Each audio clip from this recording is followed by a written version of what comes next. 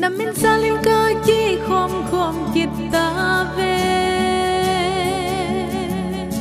hùng lan ca la u pa kai nun nè nang lo và ca kịp pa nào chăm kim thấy lâu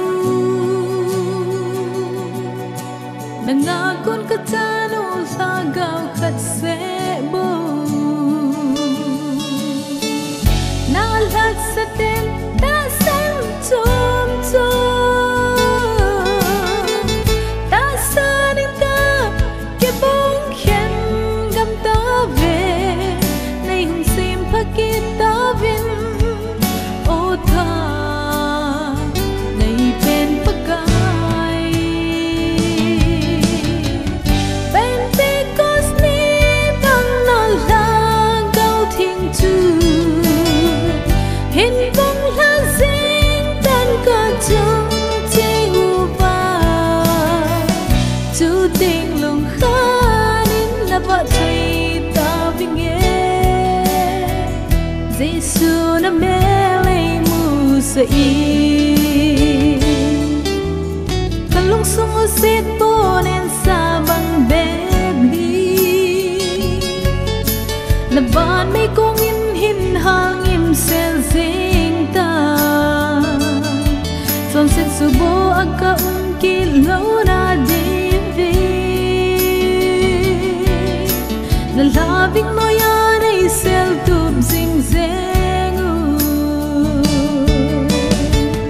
na la sa ten ta sang chom chom ta sa ning ta ke bong khem gam ta về nay hùng sim phá kia ta viên ô tha nay bên phá gai bên tê cos ni bằng nó là gạo thiên chu hình bóng lá dính tan cả trong chế hù va chú tình lòng khá đến là vợ thầy ta vì nghe Giêsu nó mê lấy mù sợi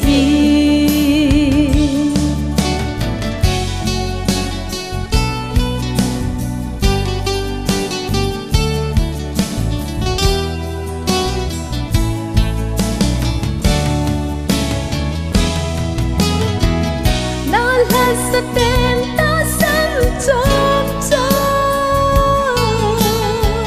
ta xa đến ta kia bóng khen găm ta về nay hùng sim phá kia ta vinh ô tha nay bên phá gai